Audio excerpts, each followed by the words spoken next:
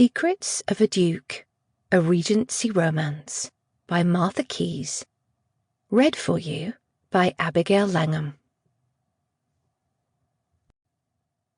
Chapter 1. William. Not just any coaching inn was fit to house His Grace the Duke of Rockwood's distinguished person. The Duke, until recently simply known as Mr. William Yorke, had that on the authority of his man of business, who sat across from him in the travelling chaise. "Is the coach and lantern suitable?" William struggled to keep the exhaustion from his voice as they came upon another inn on the road to his country seat in the south of Kent. Edmund Cartwright smiled at him. "It will do well enough for tonight, your Grace."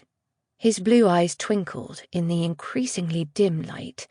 Flitting to the signet ring, William was pulling on and off his finger distractedly.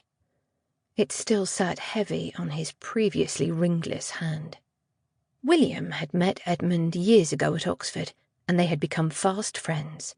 Edmund had gone on to become a barrister, and later the steward to an earl. It was to Edmund that William's mind had immediately gone when he had begun to think who to trust as his adviser and man of business. Had it been left to William, though, he would have stopped 3 miles ago at the Nag's Head. He had spent the night there before, after all, but he had not been a duke then.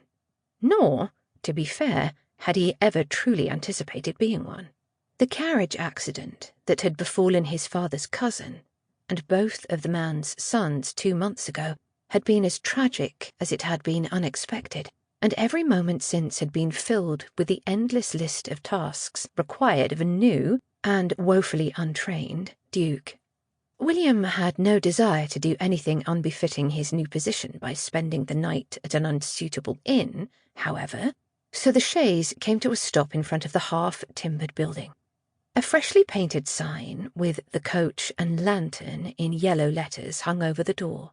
The people in the road whispered and pointed at the Rockwood crest emblazoned on the chaise, craning their necks to peer through the window for a glimpse of William. Had father been alive, it would have made him puff his chest with pride and satisfaction. He had always put great stock in their close relation to the late Duke of Rockwood, even though the families had never been on good terms.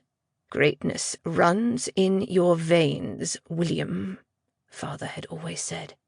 As for William, the gawking made him sigh softly, for tonight he was simply tired.